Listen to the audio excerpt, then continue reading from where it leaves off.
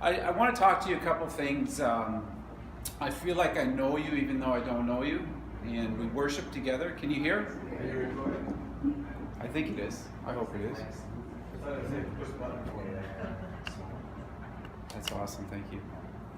I feel like I know you, having time to worship with you and get to know some of your things. A couple things that impacted me is just hearing a story of somebody that was really disabled in their prime and not able to work and so on for months, and then getting back to life again through some of the things we'll talk about. But that's what I'm dealing with every day, and that's really the reason I'm here. Is one of the things that really burdens me is the number of sick people that I see on a daily basis. And I don't know you, but it just doesn't seem to be getting better.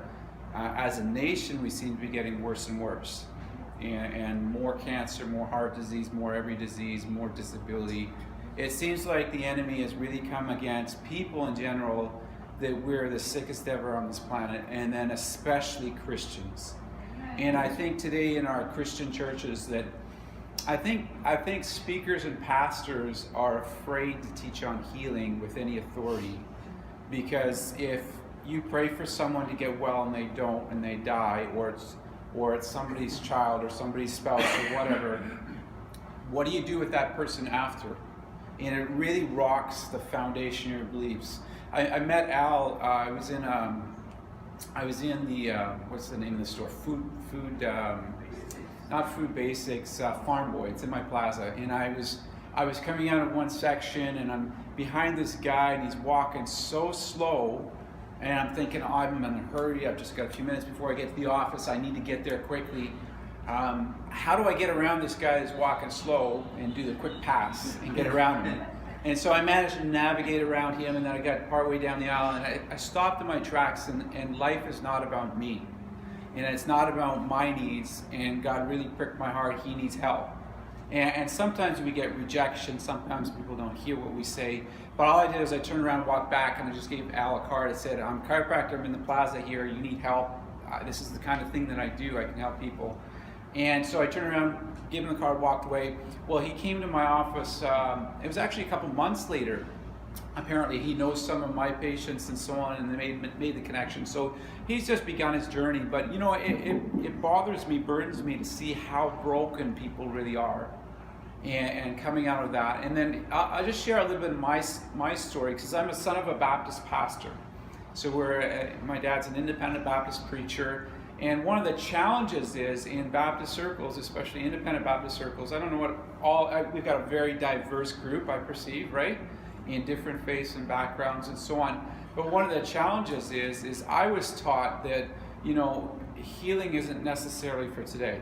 I was taught that Jesus healed and the apostles healed, but healing passed away with the apostles. That we couldn't count on God healing. He could if he would, and if he was willing, but you couldn't necessarily count on that.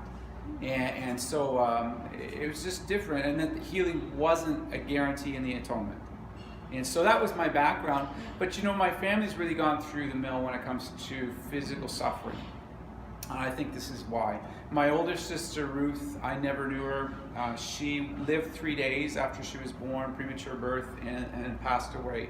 So I know those kind of things, when you have a child die, it will really rock you to your foundations and make you question everything in not just a superficial way, but it'll push you to your very core. And so that was one very big experience for my parents. My mom's a nurse. We grew up in a healthcare family. And so that was their experience that they walked through. And then my younger brother, Danny, has had a lot of health problems. So I'll just share a little bit of his story because it's pertinent to what we just went through as a family even today. When he was a year old, I was playing with him one day and he fell over. He was in a walker and he sort of slumped over.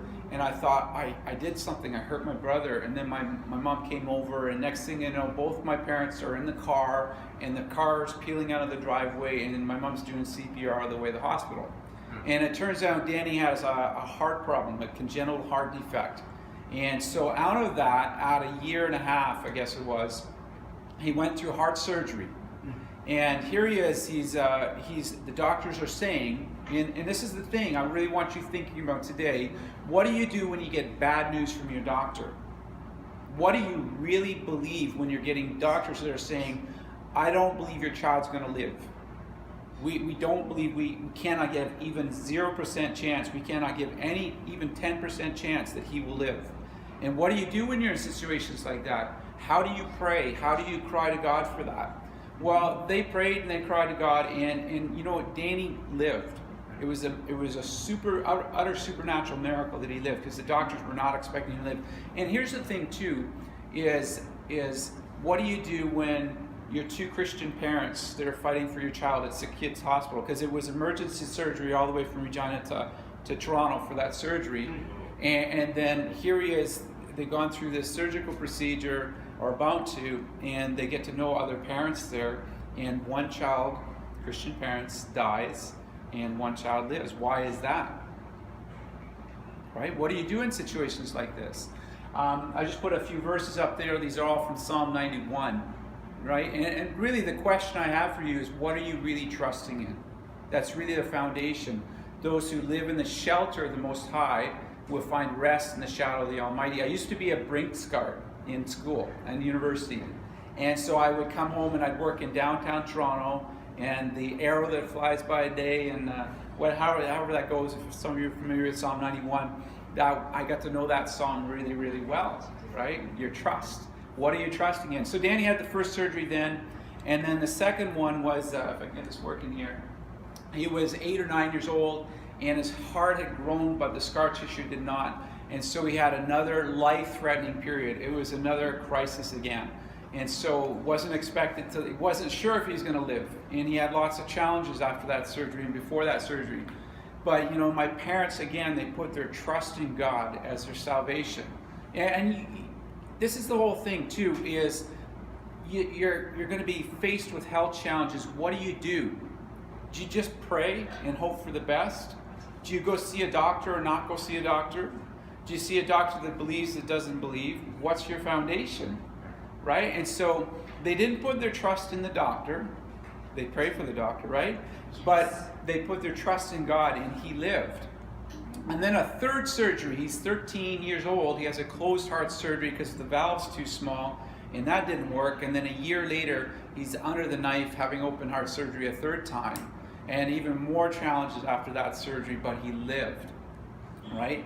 And had an artificial valve put in that was supposed to last 7 years. Well, it's been 27 years, and that valve is still going strong. These are utter miracles. Because you can't say to my parents, even though that's a question in some churches, you can't say to my parents that God does not do miracles today, because he does. Right? And so this is what you have to anchor on, is just know that you have a God that heals, even today. And so he had this valve put in, and he'll protect you from every deadly disease. These are from the Old Testament, the Old Covenant, but we can still count that God is a healer today. And then he went through another challenge. You know, one thing you got to come to terms with is we live on a fallen planet. We do not live in a place that's the perfect Garden of Eden. This is not the way it's supposed to be. The sickness and disease, suffering that you'll go through is not God's plan for you. Right? It's from the enemy. It's because we're under this cursed earth. And so you are going to go through sickness, suffering, disease, challenges in this lifetime. Right? But what do you put your trust in each moment? And so Danny had a period in the fall where he went through, his pharmacy messed up. And his pharmacy quintupled his dose of his blood thinner that he's on for his heart valve. And because of that, he started, for about 2 months, he was taking 5 times the amount, and he was bleeding all over and bruising and getting short of breath. And I figure if he'd gone another 2-3 weeks like that, it could have been fatal for him, easily. You know, but God's his protection, his strength. And it was discovered, and then off to see his doctors. His heart doctors checked him out. Next thing you know, he's having a CT scan, and they're finding out that he has another challenge. Do you realize that some of the challenges you go through in life, and in the moment we think they're the worst thing ever, and they're horrible, can actually turn out they're not from God, but God can use them for blessings for you. And so because of this, he found out that he had an aneurysm. Above his heart valve, he had an aneurysm. And if he hadn't known that, if he hadn't gone through that, then he wouldn't have known. And it could have been just with my nieces and nephews. He could have been playing with them one day, had this aneurysm and died. And it would have been a really, really sad story, but because of this trial, we found out this. So Danny had to have this special surgery to repair this aneurysm coming out of the top of his heart. And it's a very, very risky surgery. And so high rates of strokes and so on with all this surgery to actually replace a big portion of the aorta. And so again, his trust is in God. It's not in the surgeons, it's not in those things, but he put his trust in God. And so here's Danny, the day of the surgery, like 2 months ago. And you can see by the look on his face, this is 8 a.m., this is just before he goes under the knife. And he's really, really not sure. I mean, he's put his trust in God, but he's really, really not sure the outcome. Right? But and it was hard for him as a parent. I can understand this now. He had written letters to each of his kids and to his wife, just in case. Because you don't know how it's going to go. And so he's writing letters and so on, and he's not sure the outcome. But again, he put his trust in God, his faithful promises. And so here he is after the surgery, and normally after the surgery, they're waking you up within a couple hours. Well, he had some challenges and some bleeding in a couple places and so on. And he ended up being an extra 2 days on a ventilator in a coma. And by Saturday morning, they're finally pulling him out. And some challenges. What do? Do you get in fear? See, in every situation that you have, whether it's a health challenge or whether it's some other challenge, you have a choice. Now, I broke my hands a few years ago, 3 years ago. As a chiropractor, it's a tough injury. You know, and in the moment, I broke them on a rope swing, and I fell into the water, and then I came out of the water, and in that moment, in an instant, I knew I've got a choice. Either I'm going to choose to be faithful, I'm going to choose to believe God, I'm choosing faith, or I'm choosing fear. How am I going to practice? How am I going to do this? What's going to happen to me? Or in the moment, it's like, no, God's got this. He's going to help me. He's my strength. And so I came through that, and I just decided I'm going to just choose faith. And this is what Danny did, and this is what our family had to do. We could have gotten into fear, but we just chose, we're going to believe God's got this, and he's going to carry us through. And so he 3 days on the vent, coming out of that, no infection, God protected him from that. And then here he is, 4 days later, he's walking out of ICU. Not so happy, but he got through it. Right? Kind of has a smile. And then here he is a few days later, he's just really unhappy about his new war wounds. It's not a good thing, but he's grateful he's alive. And here he's not dreading, right? He's walking through that Psalm 91. Is God really, really, really your foundation for everything that you're doing? Do you put your trust in him? And so here he is with his kids a few days later, and no evil. Do you really believe that? No evil, no plague come near your dwelling, right? The more cemented and surrounded we are by that foundation. And so here he is, he's just done a flight of stairs. That was the requirement to go home. He's able to walk a flight of stairs. And then here he is the day he's leaving hospital. And then he's just doing a trail walk. He was assigned 20-minute walks. And so walk through that and getting his first checkup and then meeting with his doctor, right? And see, God's brought him through this. This is with his wife. They just done a 2-hour trail walk, right? Pretty amazing. He's not back to work yet, but he's coming through a very, very, very significant trial. And God's protected him, provided for him, helped him through this. And that's the thing. You're going to go through trials, but what's your foundation? Can you keep God at your forefront? Can you make him your trust? And so that's really what I want to start with. I want to go through things. I don't think we have a lot of time, but I want to go through some things that are pretty deep. And the first question you got to solve, and I think I can safely guess what everybody's going to answer: is there a God? Well, yeah, I can choose to believe there is a God, and we do that by faith. You know, it's easy for me. It says the just shall live by faith.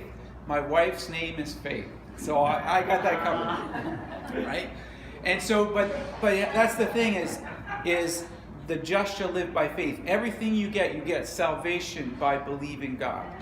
Believing what he said, believing what his word is. You get healing by believing God. You get deliverance. You get your daily provision by believing God. It's the whole deal. Some Christians, it's just you get salvation by faith and good luck for the rest. It's a walking by works, right? Yeah. Isn't that true in a lot of Christians' lives? But really your day-to-day walk has to be that foundation of believing God and walking by faith. It doesn't matter what the need is, whether it's a computer, right? Or healing for his mother, or whatever challenge you got. It has to be by faith, right? And so The second question is, does God really, really love me? Because I grew up in a church, right? And it's not my church's fault. It's my fault that I got this view of God. And truthfully, guess where I got it from? It was the Old Testament. Because you read about, all the judgment and the wrath of God. It's easy to come away with thinking, man, I'm scared. I better not mess up. But that is the Old Covenant, right? And does God really love me? Well, yes, he loves you so much he sent his son to die for you. Jesus really loves you that you might be saved. And that's where, this is something I wasn't really exposed to, because I understood that salvation was for someday in heaven when I died, right? But salvation is so much more than just forgiveness of sins and a place in heaven when you die. Salvation is for this life. It's for whatever need that you have, whether it's healing or deliverance or protection from something or a health challenge, or whether it's for salvation someday. It's by faith you receive these things. And this is that word sozo. I never heard this before. Maybe I missed it, slow, whatever. But it really does mean saved. It means whole. It means God wants you whole and he wants you well in every area of your life. I mean, that's the picture in the Bible so much is as a parent to a child. Who has children here? Don't you want your kids well? Don't you want the very best for your kids? You should, right? And so much more our Father, doesn't he really want the best for us? But the challenge in all this is we get doubt entering in because we wonder, does God really want me well? Does he really heal all the time? Is sickness and suffering, is it a punishment from God? Or is it a test? Is my sickness and suffering to bring glory to God? These are real questions, right? And the next question is can God heal today? Right? Well, if you go back to the Old Testament in the very beginning where we first see all this, the different names of God reveals in sequence who he really is. And he showed himself at one point to the children of Israel as Jehovah Rapha, the Lord that heals. And he said, and this is Exodus 15, I'm sure many of you have read the Old Testament in this story, and how they had no water, and then there's bitter water at Meribah, and they had nothing to drink, and they're going to die. And then he says, this is a standard. It says, it was there at Meribah that the Lord set before them the following decree as a standard to test their faithfulness to him.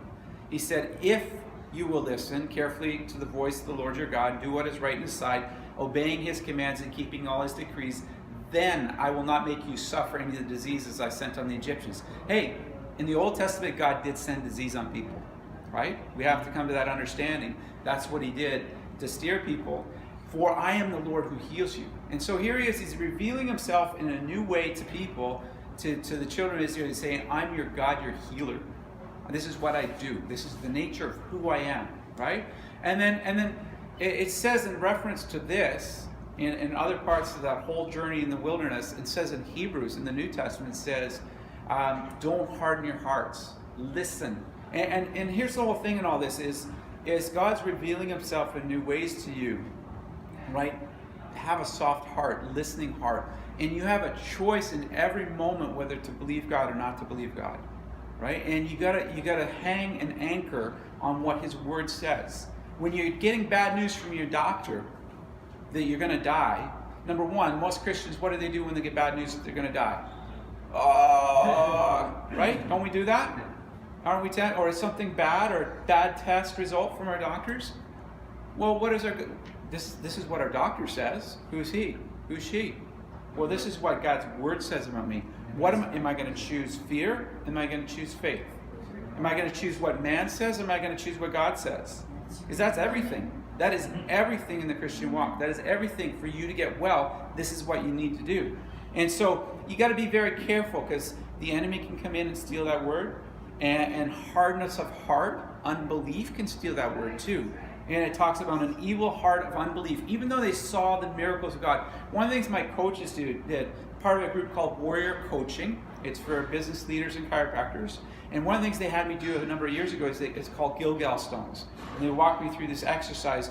Go back, and I was 40 at the time. They said, look back at the last 40 years of your life. Divided by 12. Because when the children of Israel crossed the Jordan River, they had to pull stones out and set up a memorial and to remember right? And this is what we have to do in our lives. Is when you're faced with a challenge, you got a problem, you got a disaster, you got sickness, disease, you have to go back and you got to remember what God has done for you all those times in your life, right? I've come through some hard times in many ways, but what's really helped me is I just take some time and remember, well, if God helped me here, this is just a small thing, He'll help me again, yes? Yes. Right? And we have to do that. And so remember your miracles that God has done for you when you get into sickness and disease or some trials, right? And beware of a heart of unbelief, an evil heart of unbelief. It says this, the evil heart. Now, under the old covenant, right, if you obey, God would bless you. It says, if you obey the Lord your God carefully, this is Deuteronomy 28, keep all His commands I'm giving to you, you will experience all these blessings if you obey the Lord your God. Pretty good deal, eh?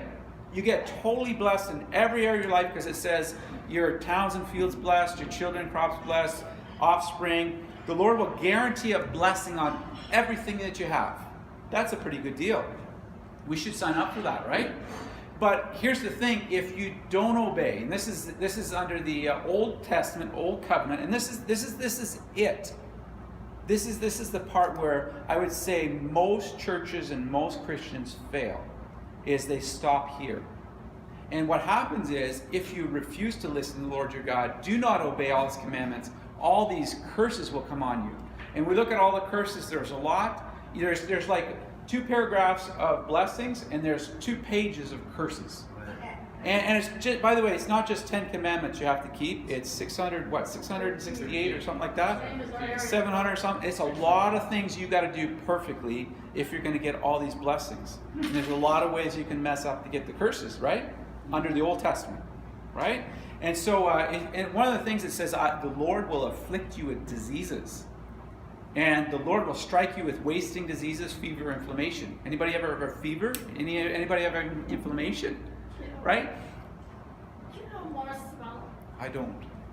I guess in the bachelor's. Anyways, he had one of those wasting diseases. Like, yes. Yeah. Awesome. Yeah, not familiar with him. I mean, it was filled with black and person. It was really a lovely big soul of this, all of this calf down. And it was pouring.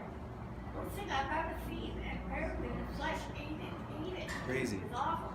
And Christ, you know, he said he wanted to die. He said, I'd rather die, you know. He said, no, I'm going to raise you up. You're going to build some more buildings. And that's what he did. And Wednesday night he looked at something. He saw that where the gas leaking bloody thing was. And it's all healed and didn't even leave a scar. That's awesome. Yeah, it was really wonderful. And we hear these things. To me now, he's 86. It's fantastic.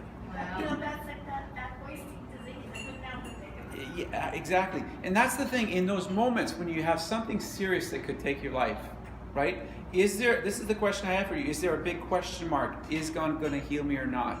Is what I'm suffering a punishment for something I've done? If there's a question mark in any of that, there's question whether you'll get healed or not. That's my whole deal. This is the journey that I'm on, my beliefs, right? And if there's a question mark where God says something else, then I don't know if you're getting your healing or not. And so, have I obeyed good enough for God to heal me? Isn't this the question that a lot of Christians come up with in a lot of different ways? Am I actually performed well enough for God to bless me? Because I got caught up in that a few years ago, where if I'm giving to the church, I'm doing this, doing that, doing all these different wonderful things, I expect God to bless me because I'm doing those things. Isn't that wrong? Isn't that just works? That's right. Works. Utter works. But instead, if I know I'm a child of the living God who loves me, who cares for me, it's all by faith, it's all by grace, it's nothing that I've done, then I see the blessings. That's the new covenant versus the old covenant. And there's so many Christians that are caught up, particularly in this area of disease, I think because pastors are afraid to teach on it, right? And the question mark is, can God heal me? Is He willing to heal me, right? And there's guilt and condemnation in the way we pray, right? We're begging God for something we ought to own. We ought to know, right? And so, will God heal me? And that's the question I have for you. Is God willing for heal me? Well, under the new covenant, Matthew 8, Jesus heals a man with leprosy. Lord, if you are willing, you can heal me and make me clean. Well, what did Jesus say? Did he turn him away? No, you're not good enough. You're not this, you're not that. No, Jesus reached out and touched him and said, I am willing. And I would challenge to find any place. I've read through all the Gospels many times and did studies along these lines. I'm blown away by the number of people that were healed in that New Testament. By Jesus' ministry alone, thousands, if not more than that. Thousands upon multitudes. I don't even think we get a glimpse of how much Jesus really healed. I really don't. And yet he wasn't weary, fatigued, and he didn't judge whether that person was worthy or not. He healed. He was always willing to heal. Always. And so he said, be healed instantly.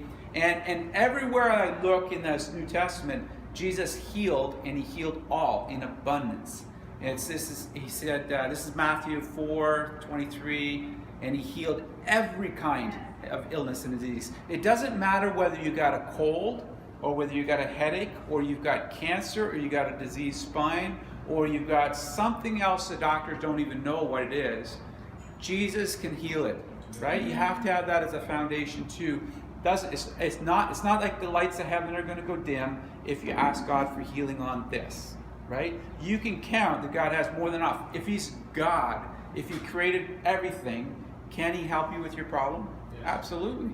And so he healed them all who were sick. That phrase, all, is repeated so many times in the Gospels. And healed all that were sick, whatever their sickness, or whatever demon-possessed, or epileptic, or paralyzed, he healed them all. The other thing I see too, and this is the thing that got me out of Isaiah 53 that says, Jesus, how's it go? Wounded for transgressions. Oh, some pastors will teach, that's only for spiritual healing. I heard that. It does not apply to our physical illnesses. I heard that. Right? And so, but you know what flipped me and finally closed this door finally? It gave me an anchor. Nobody can steal it away from me. Is Matthew 8. I'm reading here in Matthew 8, when Jesus arrived at Peter's house. Peter's mother-in-law was sick in bed with a high fever. When Jesus touched her hand, fever left her. She got up and prayed and so on. That evening, many demon-possessed people were brought to Jesus. He cast out the evil spirits with a simple command. He healed all. Again, he healed all that came to him. This is it. This is the clincher. This fulfilled the word of the Lord through the prophet Isaiah, who said, he took our sicknesses and removed our diseases. Well, where does that come from? Where does that come from? That is a direct tie to Isaiah 53. And maybe I got my slides on order there. But we're going to touch back on that. But that is a direct tie to Isaiah 53. And finally, that anchored it, that Jesus is saying, I fulfilled physical healing. My ministry has been, a lot of my ministry has been, this has been the proof of my ministry is physical healing. Right? And what I died on the cross is also for physical healing too. This is what anchored it for me. And just as a summary, Jesus Christ healed all who came to him. Anyone who has seen me has seen the Father. That's the other thing that you can count on. Can you see Jesus right now beside the Father's right hand, sitting there, and he's bent over, right? Because he has back pain, or he can't turn his neck today. Or can you see him? He's just suffering because he's got cancer, or he's got heart disease, or he's got some other disease, or he's got fever, or you name it, whatever you got. And he's not God anymore. He's not God. Right. And it says, and this is as Jesus is, so are we in this world. Amen. Anyone who's seen me has seen the Father. And that's how we know the Father's heart. Is if you see Jesus' heart, you know that the Father's heart is for you to be well. Amen. Right? Amen. For you to be well in whatever way it is, whole well. And does God still heal today? Because that was the thing, is I was taught, Jesus went around, did all these supernatural miracles. By the way, so did the apostles. But then we don't see that continuing in the New Testament, even to the fact that we see Paul having some sort of eye disease. And we see Timothy having some sort of stomach problem. So those gifts were really for then, but they're not for now. There's no one walking around today that has those gifts of healing. I heard that. Right? But does God still heal today? Well, you take your world, shake it upside down, And here's my brother alive through 3 different surgeries. 4 now. Right? So God still does miracles today. Can we count on, is he not the same God yesterday, today, and forever? He is the same. He showed himself as one of his foundational characteristics as healer. And he's shown himself today as a God that can do amazing things, that wants to heal us. Jesus, as Jesus is, he wants to heal us, as so is the Father. That's the Father's will for you, is to be perfectly whole, perfectly well. Right? And that's a question too. When you're flat on your back, I've heard people say too, well, I'm giving God glory in my illness. Let me ask you, is it possible to give glory in whatever problem that you're having? Can you give glory to God in whatever problem you're having? Well, yes, as you give testimony to how God's helped you, you absolutely can. But the right question, is it really God's will for you to have cancer, heart disease, different diseases, problems, suffering, all this? I don't really believe it is, because I wouldn't want that. I wouldn't want to give my kids cancer to teach them, to help them know how much I love them. I wouldn't want to do that. I'd never do that. We have places for people that are like that, right? And so that's not my Father's heart. That's not my heart for my children. And it's not your Father's heart too. But it says whatever problem we have, he's going to be with us in it. Whatever the enemy comes against us, he will be with you and he'll help walk you through that. Whether it's broken hands or whether it's heart problems or aneurysm, whatever it is, he's going to be with you. And that's the question. He asked the question here for you today, the most difficult question. Is it God's will for you to be healed? And there can't be a question mark there. There has to be yes. It has to be an immediate yes, right? Where you know it. Healing in the atonement. This is Isaiah 53. He was wounded for our transgressions, bruised for our iniquities. The chastisement of our peace was upon him. By his stripes we are healed. Period. Right? And this is again that Rapha. That's the word. Is to stitch, to heal, to make whole, as a physician would stitching up a wound. Right? Right? So it's a parallel to sozo. Yes, absolutely. We can count that God wants us well, right? And this is tied together with that Matthew 8.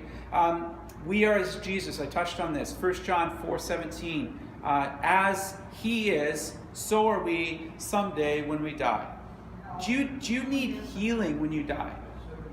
When you're in heaven, do you need healing from cancer? Do you need healing from heart disease? Do you need money when you're in heaven? No. When are those things for? They're for here and now. And the more you can get anchored in what God's promises are, the more fruit like that you'll see. Yes? That's what I believe. Jesus is the abundant life. The thief does not come to kill or to steal, to kill, destroy. I've come that they may have life, they might have it more abundantly. And that's the thing is just if you can come to a point where you recognize that you have some problem, some challenge, whatever it is, that this is not God, if you get it settled in your heart, that this is from the enemy, right? Let me tell you, a lot of Christians aren't certain on that. A lot of Christians aren't certain if this challenge is from God and if it's really God's will for them to be healed. But this is what you need to do to get well, is just to have an anchor that God wants you well. He gives you life and more abundant life. Ask, believe, receive. This has been another foundational promise for me. And what do you do with this? If you're not certain this illness is from God or not, and are you begging God to get well when it might be his will for you to get sick? Right? How does that work? I can't rationalize that. I can't make that work theologically. And it's John 14. I say, he who believes in me, the works that I do, he will do also. It wasn't just to his disciples, his apostles. It was an open statement that he who believes to me, it's repeated more than once, right? And it says he will do also. Well, what works did Jesus do? He went around healing people. So yeah, raising the dead. So should I believe that I can heal people and raise the dead? Well, I can't. I can't in my own, but I'm not just a human, right? I have the Son of the living God in me, right? I'm a new creature in Christ, and yes, as I seek God and seek his face and I walk in his power, not my strength, as I abide in him, yeah, absolutely. I can see healing, I can see raising the dead power, whatever it is. And so whatever you ask in my name, I will do it. Can you get any more plain than that? And he repeats it again. If you ask anything in my name, I'll do it. You just ask and believe that he wants you well, right? Jesus bore your sickness and disease. That's got to be a foundation for you. And just we're short on time here. Does my doctor believe I can be healed? Does it matter what doctor you go to? No. Great He position. believes in his wallet. Right? Does it matter whatever doctor you go see? Because what do you do when you're sitting beside the oncologist and he's sitting there saying you have cancer and he's saying it's terminal? I don't believe you can get well. Because that was my dad, 59, goes to see his doctor, and his doctor said, George, you've got aggressive prostate cancer, it's spread beyond the prostate, you're not going to live 6 months, right? Now, my mom's a nurse, palliative care nurse, and so she saw lots of people go through chemo and radiation and then die anyways. But my dad, he really focused on, the verse that God gave to him was Psalm 112, verse 7. How does it go? I will not be afraid of evil tidings, right? And along those lines. But my trust is in God. I don't have it perfectly.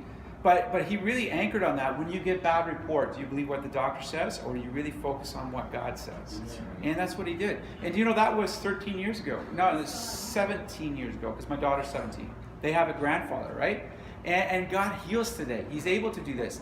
But when you go see your doctor, keep that in mind. Does this woman, do they really believe? Because this is the challenge. I would say the vast majority of our healthcare system, especially in medicine, they don't believe in God, period.